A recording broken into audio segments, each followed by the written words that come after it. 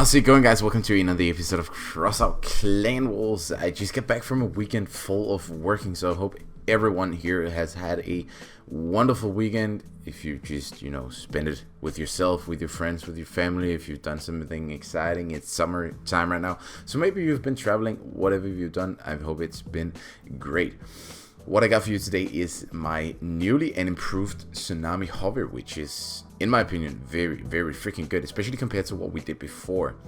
I got some nice games for you today versus DNAP and Safe.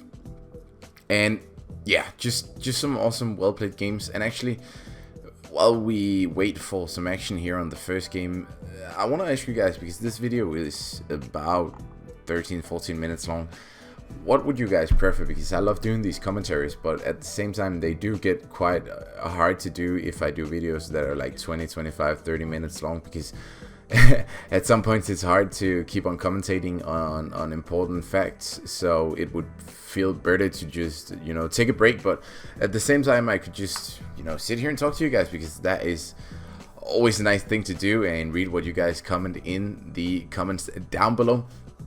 But yeah, 30 minutes commentaries will sometimes get a bit, one-sided.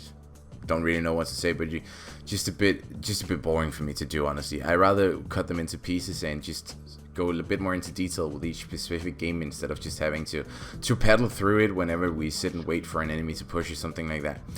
But nonetheless, here for the first game, I'm running my new my new Tsunami Hover, and as you can see, it's a very different version from the one that I posted in some videos about some time ago. The main reason being just that the radar's meta is so strong right now that you simply just have to adapt to it if you want to stay any single piece of relevant in Clanwars and not just drop out of any exciting rating at all. So that's what we've done, and I went ahead and built this amazing thing and actually shared it to a couple of my Clanwars mates, and we are doing so good with it. So I figured it was a good point right now to also feature it in a video and show you guys what I've built and what we can do with this. Basically, the build can tank a ton of damage because of the amount of radars. If you guys didn't know this, right now a lot of guys actually run radars as I do here, because the radars have by far the best structure to mass ratio. You get a lot of structure without any mass at all, or the other way around, you get a lot of structure. From the epic radar you get like 213 structure, something like that, for 250 weight, something along those lines, which is just amazing. But this hover really is just a nice hover because it's so stable. So for once I can actually hit my shots, as you saw some of those beginning shots while we were shooting at each other from across our respective spawns. Actually managed to land quite a decent amount of shots, and in general just landing a lot of shots here. So a very nice first game as well versus Safe. They brought in some serious gear, as you saw in the beginning, so we were kind of stoked about beating them still. They had their scorpions, and they had their cannons, and they had their melee, so all in all they had a really good setup, especially versus us. The scorpions can really do some damage to spiders, since the spiders don't really move so fast, so you can easily pop those ammo boxes and generators if you do go ahead and get a good hit or deframe, all that stuff. So we were very stoked about that first win. So let's just move on to the second round. And here in the second round, it was more of the same. I like to the most important thing that I like to do when I play the hover is just to move up, gain some ground, gain some, just win some ground against the enemy, so that you have a lot of paths to move around if you do get into a fight. And you will especially see this versus DNAP, where we really stay mobile all the time to just try to hit them from as many angles as possible at all times. One of the scorpions here pushing up, luckily already that first hit, 550 cabin damage, really nice hit. So just moving on here, we just kind of keep the brawl going. There's not a lot to it, but we just brawling back and forth. I'm still just trying to push up and gain some more ground on them, because we just want to stay hard pushing on them at all times. And as you can see, I actually running to the scorpion here, so I just try to get as close to him as possible to make sure that I hit his scorpion. And in the next shot I'm able to pop, I think it was his generator or an ammo box or whatever, but we did pop something, so he basically goes down. And Colby cleans him up. Very nice there. Moving up, a little bit again just to peek and take a shot, and landing some nice hits again.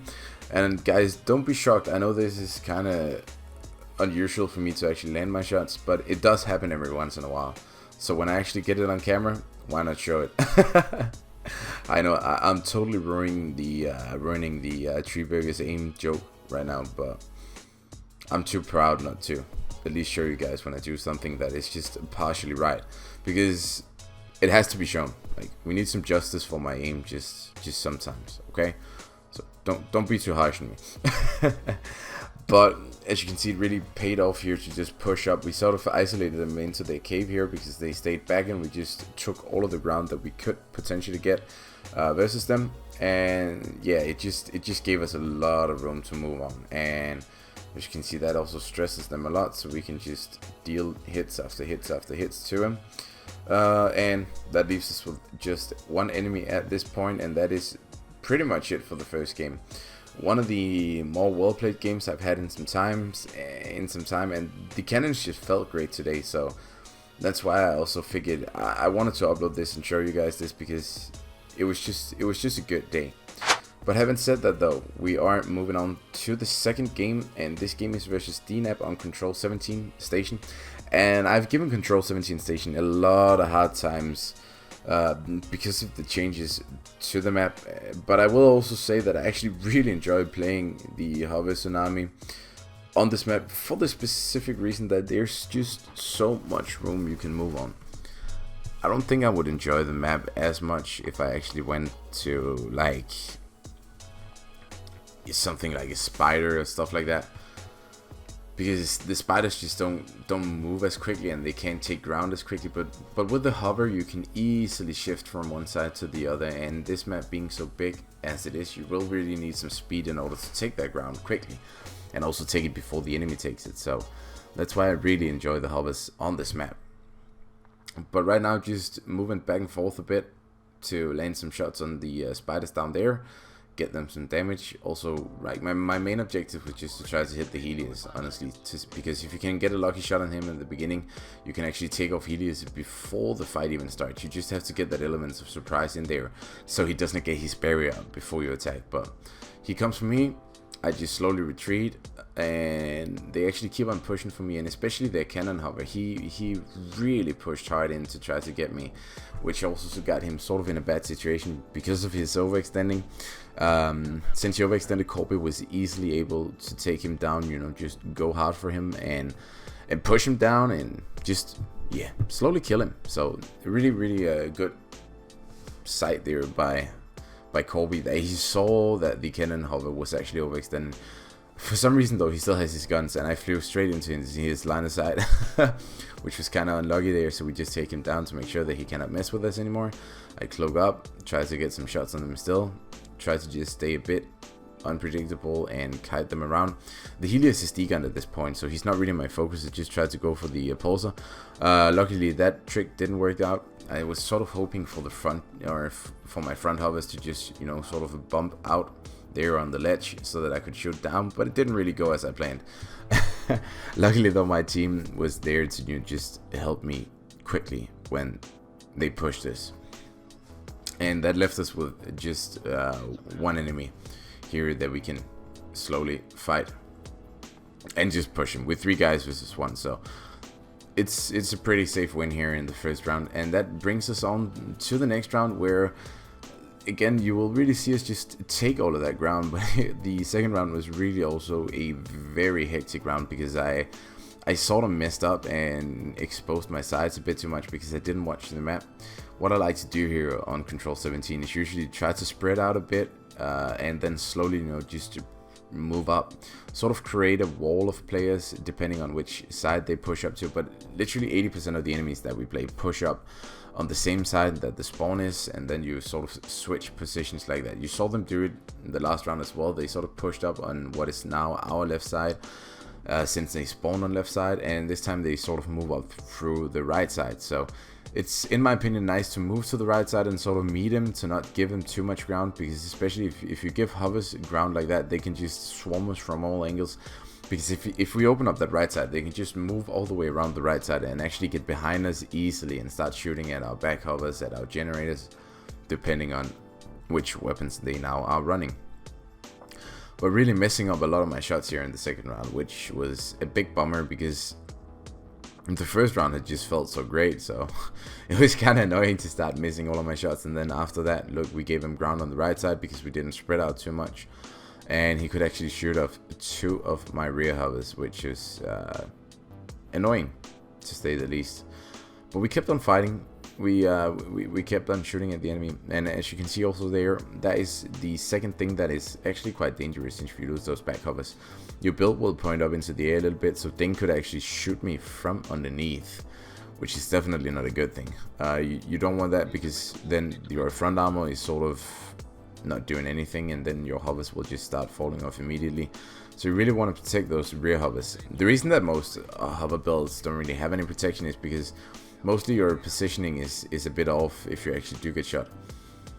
But as you can see, we're trying to just contain them over there, just keep them over there. As soon as they push up, we can easily start taking some shots at them. When they've taken some ground, we'll take some shots on them and we'll fight them back. So even though they are advancing on the right side, we sort of stop them if they get too close, and we can just shoot them down. But it's still a pretty even fight here in the second round. It's just me and Lith left. We are fighting a Helios and we're fighting a Pulsar, so the Pulsar can shred me to parts, and the Helios will be so heavy on my cabin, while Lith will also struggle a bit with the Helios. So the odds are definitely not looking good for us right now.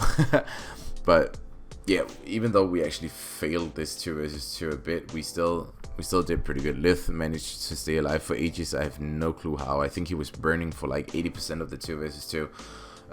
So kind of insane that he actually survived, because I was doing absolutely nothing here in this fight, because I was literally missing all of my shots.